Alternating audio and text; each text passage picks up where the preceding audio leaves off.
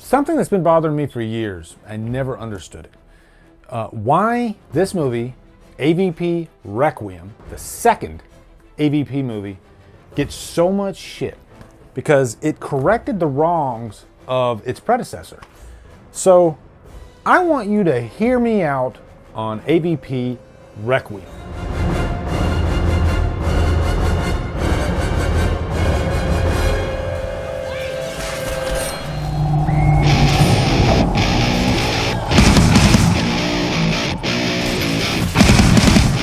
Alien vs. Predator Requiem stars Stevens Pasquale, Ryko Aylesworth, and is directed by the brothers Strauss. What's up, guys? I created my Hear Me Out series to defend movies that I think get a little bit too much of a bad rap amongst the community, amongst critics.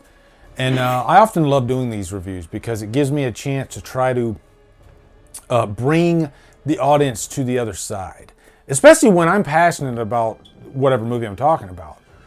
Some more than others. But AVP Requiem, from the second I saw this movie, I loved it. I thought, wow, I wasn't the biggest fan of the first movie, AVP. And by the way, I have not reviewed AVP yet. I've done the entire Alien series. I've done the entire Predator series. Although I did Predator 2, and for some reason, YouTube literally cut that review down to 24 seconds. I've never seen that happen before. I don't even know if that review is still on YouTube. So I'm not going to go back and re-review Predator 2, but I liked it. So there you go. But I didn't do AVP yet, but I wanted to jump right over to AVP Requiem because I'm just a little bit more passionate about this movie. Actually, a lot more than I am AVP, which I thought was just a really bland movie. And it's PG-13. That's part of the reasoning. Some would say that you can make a good PG-13 creature feature, and you can, but not for Alien and Predator. Not in my opinion. You can't show me a good PG-13 one of those movies. You can't do it. I'm sorry. You just can't. You need blood and guts in these movies. That's what Requiem gets right. That's one of the things it gets right. So looking forward to diving into this Hear Me Out special. This will be a spoiler review, so if you haven't seen AVP Requiem, then you might not want to watch this review. And also, before we dig deep, the biggest problem, the elephant in the room with this movie is just how dark it is. So dark that you can't even see it. The screen is almost black for a lot of the scenes. For years, I've always wanted to take on the task of fixing that problem. You know, because I've done fan edits in the past. I did my own edit of Halloween 6 called the Blue Myers Cut. I've done a cut of Halloween 1 and 2 where I combined both movies into one movie. So I have a few projects under my belt. So this is one that I always wanted to do. I didn't want to change anything about the movie itself because I think it's fine the way it is, but I definitely wanted to fix that problem so that way we're not squinting at the screen when we're watching the movie, because that just takes you out of the movie. It did for me. So it sounds like an easy task, right? For some it might be, but for me, I wanted to put a little bit more into it. So I wanted to keep the blacks still dark and inky, but I wanted to bring the subjects to the foreground more. So that's what I did with this. Also for the daylight scenes, there's a little bit too much saturation in those scenes, in my opinion. So I kicked that back a little bit, gave it more of a colder look. And I think the results are satisfying to my needs anyway. This is the way I'll watch this movie forever from now on. The video footage that you see in this review will be from what I call the AVPR DD fix. That's what we're going to call it, okay? So that's the footage you're going to see in this review. Maybe a little comparison right here. But anyway, let's dive into the movie. This picks up where the last movie left off, that cliffhanger where we actually had one of the predators getting caught with a face hugger. And he births a new alien that looks like a predator. So we call it the Pred Alien. So the beginning of the movie, by the way, this movie just flies right by, okay? It's pretty short. I think it's like 80 minutes. Right away on the ship, you see this predator. He's got his little research facility on there with his face hugger tanks. But he's attacked by the Pred Alien, so they ended up crashing onto Earth. And so then we see this hunter and his son, and they hear the crash, they approach it, and then they are both attacked by the facehuggers. And right away, they kind of show you what this movie's going to be because they attack both the father and the son, and it's pretty gruesome too because you can see the father's arm like just falling off because of the acid, and then you see the alien coming out of the chest of the child. So then after that, there's this massive manhunt to find these two people because they go missing. So you got the town sheriff Morales, played by John Ortiz, who does a great job in this movie, actually. And he's joined reluctantly by this character, Dallas, who returns to town, who used to be like a troublemaker. And I guess he grew up with Morales, so they were friends back in the day, but he was constantly getting in trouble. But Morales learns that he needs the help of Dallas. By the way, you're going to see a lot of callbacks to both franchises in this movie, even down to the names, because Dallas. Rico Ellsworth plays Kelly, who is a returning soldier. I'm sure intentionally it looks like Ripley. You know, she definitely has that Ripley vibe about her. Now, what I like about this movie so much is that it's just so different than really both franchises, even though it honors both franchises. Even down to the settings, you know, because the aliens are in the sewers of the movie. That's where the Predator alien is for like the first half of the movie.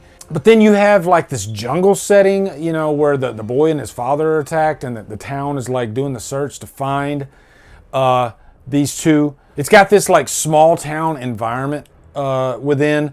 I think they really focus a lot on the characters, and some people might think that that gets in the way and you just want to see the creature action. But to me, I think it actually helped, because I did get invested in these characters, actually. I liked the brothers Dallas and Ricky. I thought they had good chemistry with each other. You had this other little subplot with Ricky, who was getting picked on by these bullies, and this girl Jessie. And they all eventually end up getting thrown into this fight to save this town, you know, from this predator and this alien.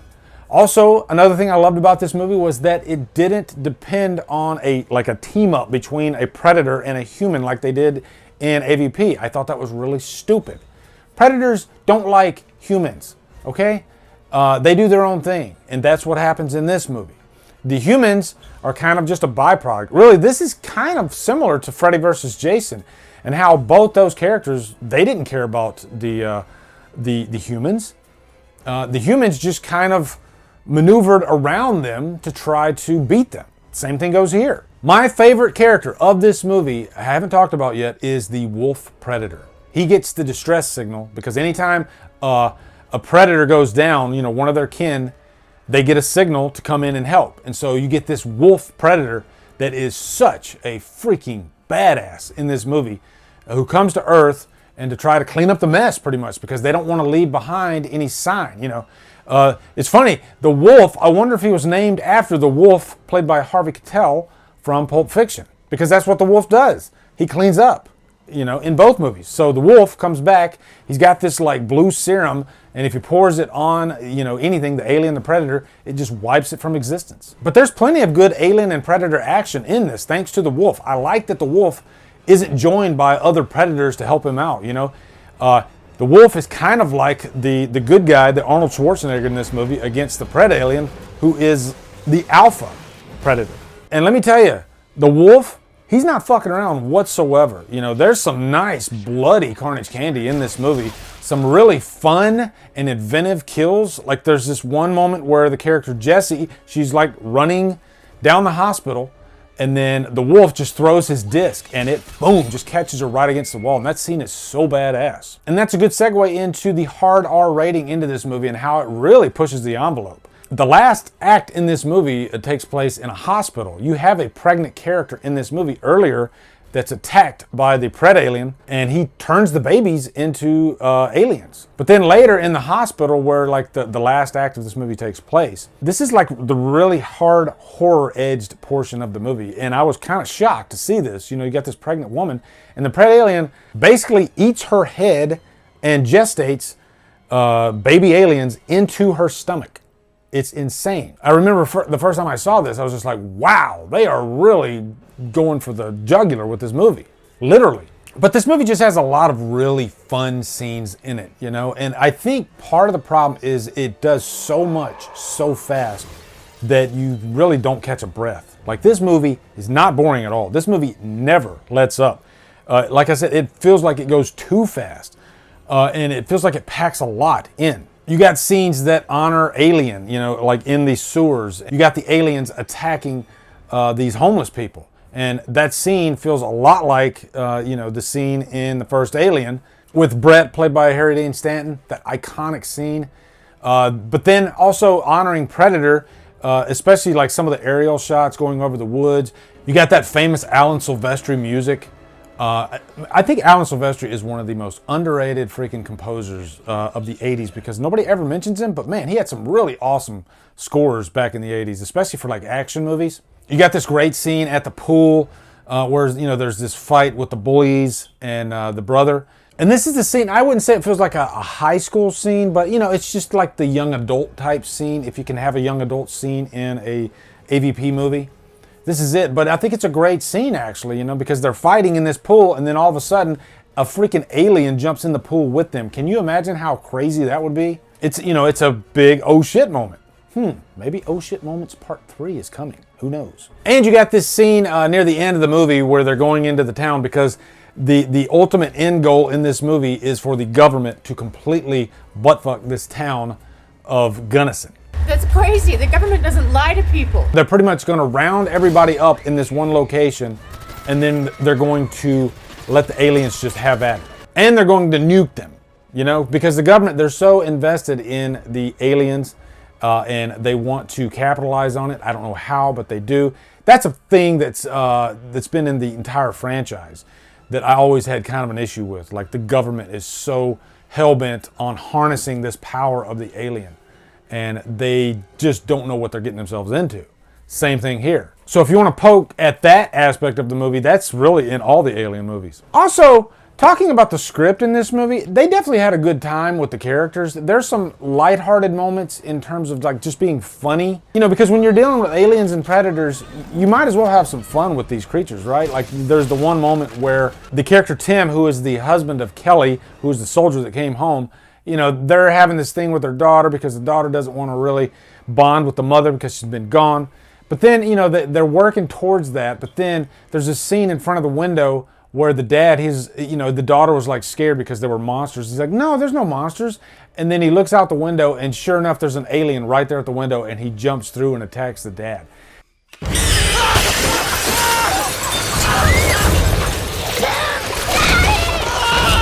Stuff like that, I freaking love. Like, that's creature feature gold right there. And also the character of Dallas. I gotta give mad props to Stephen Pasquale, who owned this role, actually. And again, I think if they would have given this movie a little bit time to breathe, we would have noticed stuff like this, because Stephen Pasquale does a damn good job as Dallas. Just a character that doesn't really give a fuck about anything. Fuck you! He's the reluctant hero that's thrown in there, and you know, there's some funny lines in there where he's telling the bullies, you know, shut up, you're too stupid. This plan is stupid. Let's just leave town now. Because we're not going to make it out of town without weapons, dickhead. You're too stupid to talk, Dale. Shut up. And then lastly, the last act of this movie, I think it does go by too fast, but it's a nice little showdown between the Pred Alien and the Wolf Predator. You know, they have a nice fight. There's that iconic scene where the Predator has his like staff, and then he's just going at it with the Predator, and it's just a kick-ass scene. But before, when the scene was so dark, you couldn't see it. You couldn't make out anything. Luckily, with my new DD fix that I just did, now I can finally see the scene play out. I'm not like squinting all the time trying to figure out what the hell's going on. And it's actually an awesome scene. So guys, in the end, this movie's just like a fun time in a candy store. You got tons of great deaths in here, tons of blood, decapitations, envelope pushing horror. Really, this is everything in the kitchen sink in an Alien and Predator movie. And the brothers Strauss, I think they did a damn good job given all that they had in this script, because they definitely crammed a lot in this script. And I'd like to see if there's like an extended cut. I watched the extreme unrated cut, which is the cut I definitely recommend, but even that feels like it goes by way too fast. But I'm giving this a purchase worthy for sure, and I would just hope that you guys would maybe come back and try to give this movie another shot. And if you guys want to check out the DD fix for AVPR, just give me a DM. Just all I ask is that you own the original copy, so that way you can legally have it. And I'd be happy to send it to you guys if you want it, okay? I think it's a much better way to watch the movie, being that you can finally see it. So anyway, guys, let me know your thoughts on AVP Requiem. I'm sure a lot of you guys haven't watched this movie in a long time. You probably, it's probably an afterthought to you. So I would say just give it another chance, okay? Definitely give it another chance. Also, be sure to come over to Killer Flicks, where we talk horror all day and every day. And on Fridays, we do Free For All Fridays. Follow me at Drumdums on all my socials. Support me on Patreon. Buy me a coffee. Anyway, guys, thank you so much for watching. Have a great day, and Drumdum out.